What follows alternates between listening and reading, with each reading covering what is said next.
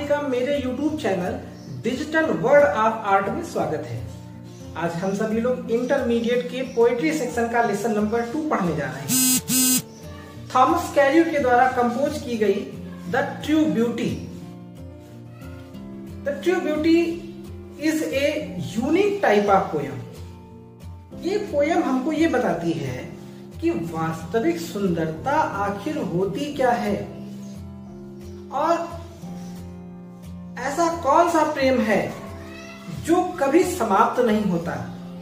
एक बहुत ही सरल बात में हम इतना समझ सकते हैं, जो इस पोयम की मेन थीम है कि शारीरिक सुंदरता के ऊपर जो प्रेम होता है वो शारीरिक सुंदरता के समाप्त होते ही खत्म हो जाता है। The love based on physical beauty is short lived because old age destroys all the physical beauty. लेकिन अगर नैतिक गुणों या आंतरिक सुंदरता के ऊपर किसी का प्रेम होता है तो वो प्रेम कभी समाप्त नहीं होता है, क्योंकि आंतरिक गुण समय के साथ साथ और मैच्योर होते हैं और इसीलिए the love based on moral beauty is permanent. तो चलिए इस पोयम की पंक्तियों को पढ़ते हैं और उनके अर्थ को समझने का प्रयास करते हैं। सबसे पहले कवि कहता है कि ही दैट लव्स ए रोजी चीक। ही माने वह व्यक्ति, दैट माने जो, लव्स प्रेम करता है, ए रोजी चीक, रोजी यानी रोज के जैसा, गुलाब के जैसा, गुलाबी रंग का, चीक्स मतलब गाल। यहां पर जिस भौतिक सुंदरता की बात कही जा रही है, भौतिक सुंदरता मतलब आउटवर्ड ब्यूटी, बाहरी सुंदरता, और हम जब उसको देखते हैं तो उसके प्रति आकर्षित होते हैं, उसके प्रति हमारे मन में प्रेम की भावना जागृत होती है। तो इसका परिणाम क्या होता है, थोड़ा समझने वाली बात है, इसको समझिएगा कि ही दैट लव्स, वह व्यक्ति जो प्रेम करता है, ए रोजी चीक, गुलाबी गालों से, यानी वह व्यक्ति जो भौतिक सुंदरता से आकर्षित हो जाता है और गुलाबी गालों की सुंदरता में खो करके उसके प्रेम में पड़ जाता है। और अथवा एक coral lip admires. Coral, coral मतलब मूंगा, ये एक नग होता है जिसका रंग जो होता है वो गहरा लाल रंग होता है।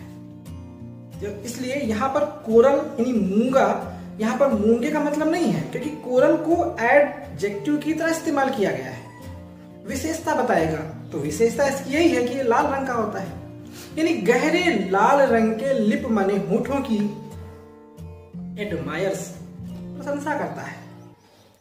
और अथवा from star like eyes, star like, star मतलब तारा, आईज माने आंखें, तारे के जैसी आंखें, स्टार लाइक आईज, सिमिली यहां पर है, फिगर ऑफ स्पीच।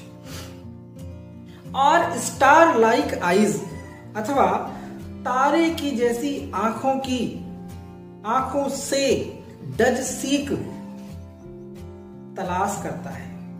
और फ्रॉम स्टार लाइक आईज अथवा तारों के समान, स्टार लाइक मतलब तारों के समान, आईज आंखों, फ्रॉम माने से, डज करता है, DOTH। मैं पहले भी बता चुका हूं कि TH को हम लोग एस या ES मान करके पढ़ा करेंगे।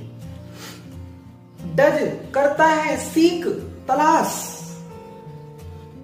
और फ्रॉम स्टार लाइक आईज अथवा तारों के जैसी आंखों से डज सीक तलाश करता है, फ्यूल ईंधन, फ्यूल मतलब ईंधन, टू मेंटेन बनाए रखने के लिए, मेंटेन मतलब मेंटेन रखना, बनाए रखना, हिज फायर्स अपनी, फायर मतलब आग होता है, फायर्स प्रेम की ज्वाला, प्रेम की अग्नि, यानी अपने प्रेम की अग्नि को प्रज्वलित रखने के लिए, जलाए रखने के लिए तारों के समान आंखों से ईंधन को तलाशता है।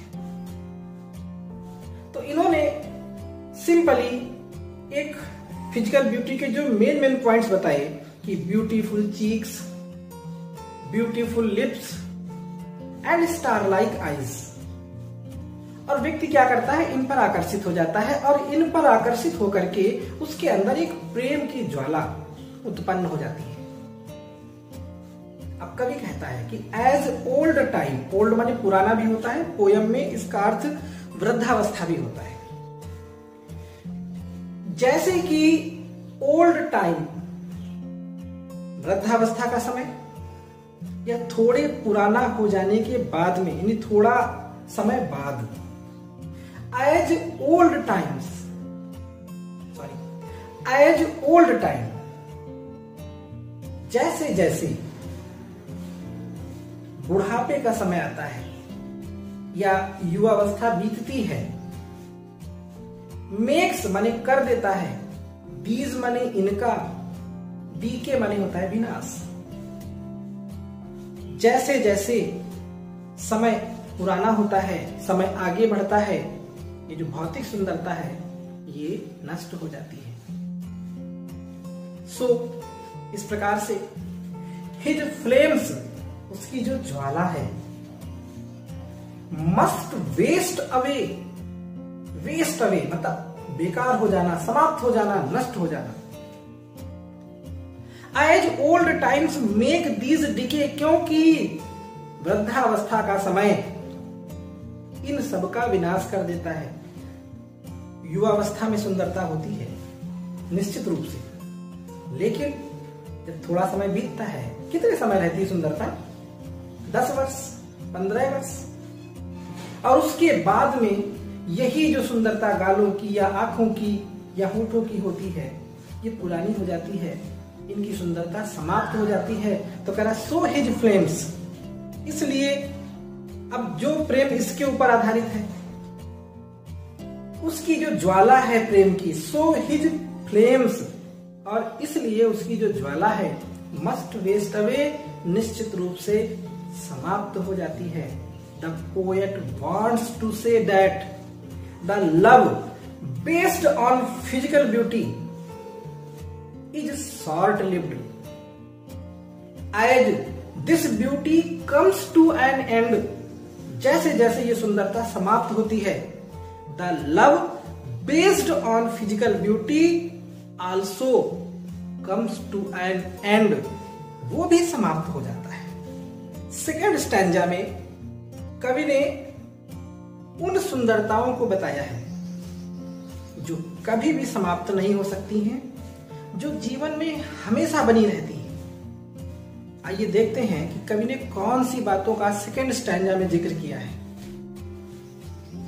पोएट कहता है कि but a smooth and stead fast mind, smooth और स्टीड फास्ट दोनों एक दूसरे के विरोधाभासी हैं।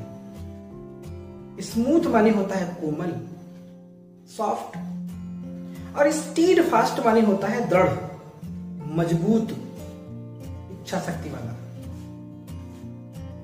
मन की विशेषताएं दोनों होती हैं। मन में कोमल भावनाएं भी होती हैं और दृढ़ इच्छा शक्ति का भी होना बड़ा आवश्यक है।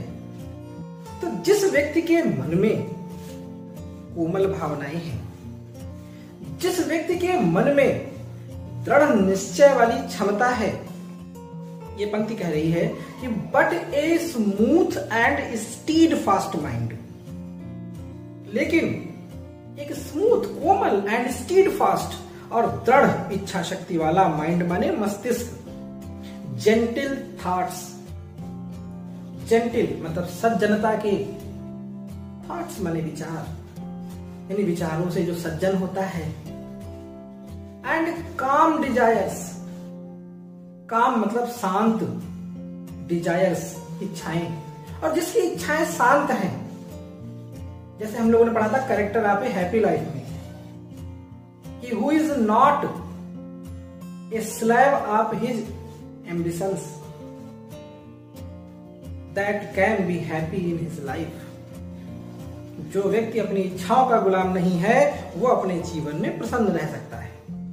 वही बात यहाँ पे कहा जा रहा है कि but a smooth and stead fast mind, बल्कि एक कोमल भावनाओं वाला और दृढ़ इच्छा शक्ति वाला मस्तिष्क, जेंटिल थॉट्स, सज्जनता के विचार, एंड काम डिजायर्स, और शांत इच्छाएं, हर्ट्स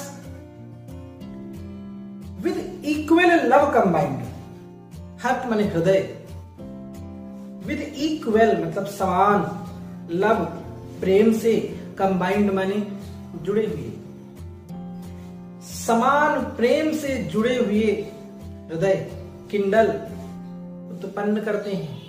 किंडल माने होता है उत्पन्न करना, टू प्रोड्यूस।